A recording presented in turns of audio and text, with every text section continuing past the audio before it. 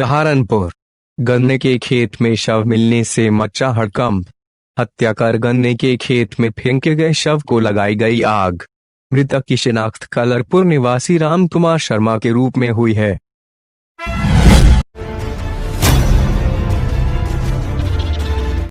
पूर्व केंद्रीय राज्य मंत्री और पश्चिमी उत्तर प्रदेश के कद्दावर नेता काजी रशीद मसूद का आज सुबह निधन हो गया। वह 73 साल के थे और कोरोना पॉजिटिव पाए जाने पर पिछले दिनों दिल्ली के एक अस्पताल में इलाज करा रहे थे। उन्होंने आज सुबह लगभग 10:15 बजे अंतिम सांस ली। बता दें कि काजी रशीद मसूद को पिछले दिनों टेस्ट के बाद कोरोना पॉजिटिव पाया गया था। कोरोना की पुष्टि होने पर चिकित्सकों की सलाह पर उन्हें तुरंत दिल्ली ले जाया गया और यहाँ के एक अस्पताल में दाखिल कराया गया। हालांकि वह कोरोना को मात दे चुके थे, लेकिन पूरी तरह स्वस्थ नहीं हुए थे। उनकी पल्स ठीक से नहीं चल रही थी। वह फिलहाल रुड़की में एक निजी नर्सिंग होम में दाखिल थे।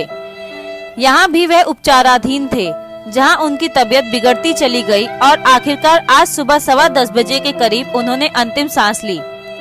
काजी रशीद मसूद के करीबियों ने बताया कि उनको गंगों में सुपुर्दे खाक किया जाएगा।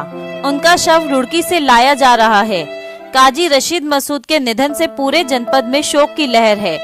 बता दें कि काजी रशीद मसूद के अस्वस्थ होने की सूचना मिलते ही उनके परिजन और चाहने वाले चिंतित हो उठे थे। फिलहाल काजी के महानगर स्थित आवास पर हजारों की संख्या में उनके चहेते पहुंच चुके हैं और हर कोई गमजदा है।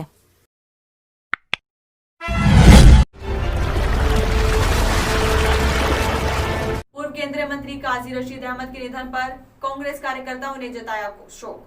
आज पूरा ज़िला क्या मुल्क के रहने वाले तमाम सूबों के लोग गमगीन हैं। काजी रशीद मसूद साहब का जब उनको ख़बर लगी कि उनका इंतकाल हो गया, उनके इंतकाल से एक मुल्क ने एक बहुत अहम नेता खो दिया और हमारे ज़िले के तमाम लोग उनके सदमे में मग़मूम हैं। उनके लिए दुआए मग़फ़िरत कर रहे हैं। ये हुक्म रब्बी है, इसमें कोई कुछ नहीं कर सकता। उनका वक्त मुतय्यन था।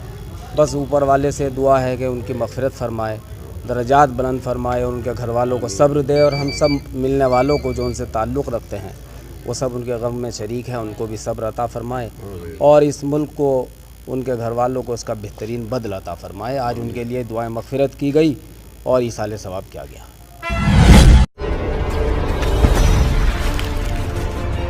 Saharanpur Republican party of India के जिला अध्यक्ष डॉक्टर M.A. कुंवर ने हाथरस गैंगरेप के आरोपियों को फांसी की सजा दिए जाने को लेकर महामहिम राष्ट्रपति महोदय को सिटी मजिस्ट्रेट के द्वारा ज्ञापन दिया गया। उन्होंने कहा कि हाथरस के अंदर बालिका कुंवारी मनीषा के साथ गैंगरेप किया गया और उसके पश्चात उस बालिका की निर्मम हत्या कर दी गई। उत्तर प्रदेश में अपराध चरम सीमा पर है। उन्होंने कहा कि रिपब्लिकन पार्टी ऑफ इंडिया ये मांग करती है कि पीड़ित परिवार को 1 करोड़ की आर्थिक सहायता उपलब्ध कराई जाए। गैंगरेप के दोषियों पर ASC/ST एक्ट का मुकदमा दर्ज कराया जाए। मुख्यमंत्री योगी आदित्यनाथ अपने पद से तत्काल इस्तीफा दें। प्रदेश में राष्ट्रपति शासन लगाया जाए। जनपद में कोरोना मरीजों का आंकड़ा कभी कम तो कभी अधिक उछाल दर्ज कर रहा है। आज जनपद में कोरोना के 52 नए संक्रमित मिले, जिसके बाद अभी तक पाए गए कुल संक्रमितों का आंकड़ा 7037 पहुंच गया। वहीं राहत की बात यह है कि आज फिर कुल डिस्चार्ज हुए मरीजों की संख्या पाए गए नए मरीजों से अधिक है। आपको बता दें, आज 79 संक्रमित मरीजों को ठीक होने के बाद अस्पताल से छुट्टी दी गई, जिसके बाद कुल डिस्चार्ज हुए मरीजों का आंकड़ा 6030 हो चुका है, जिससे जनपद में कोरोना के रोज नए रिकॉर्ड दर्ज कर रहे आंकड़ों में थोड़ी सी राहत मिली है।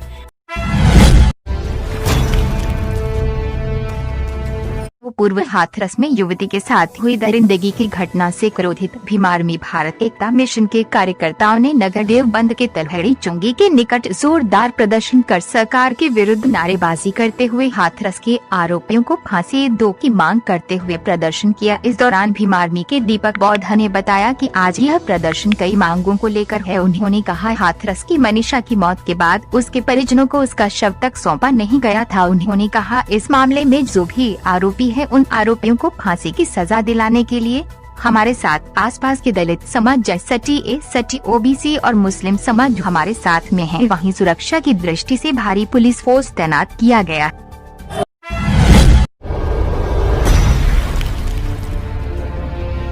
थाना बड़गांव सहारनपुर पुलिस द्वारा गुमशुदा बालक को सकुशल बरामद कर किया परिजनों के सुपुर्द।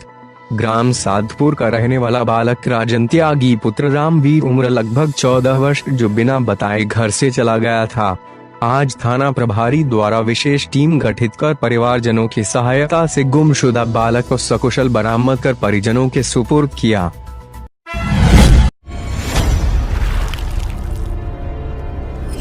मंडी समिति रोड पहुंचा अतिक्रमण हटाओ दस्ता। लंबे समय से सहारनपुर को अतिक्रमण मुक्त करने के लिए नगर निगम द्वारा अतिक्रमण हटाओ अभियान चलाया जा रहा है, जिस क्रम में आज नगर निगम की अतिक्रमण हटाओ टीम मंडी समिति रोड पहुंची, जहां उन्होंने अतिक्रमण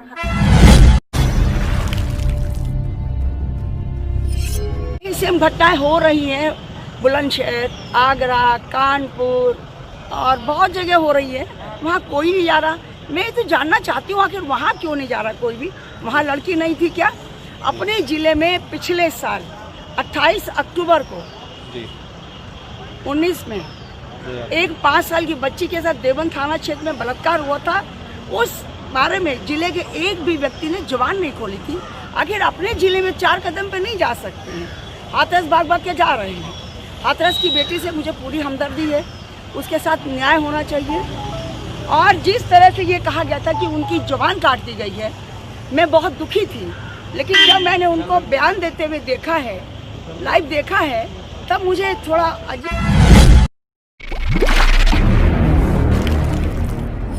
एसएसपी ने किया पावर हाउसों का निरीक्षण। बिजली निजीकरण के विरोध में बिजली अधिकारियों व कर्मचारियों द्वारा हड़ताल पर जाने में कानून सुरक्षा के मद्देनजर डीएम एसएसपी द्वारा जनपद के समस्त पावर हाउसों का निरीक्षण किया गया। साथ ही संबंधित लोगों को आवश्यक दिशा निर्देश भी दिए गए।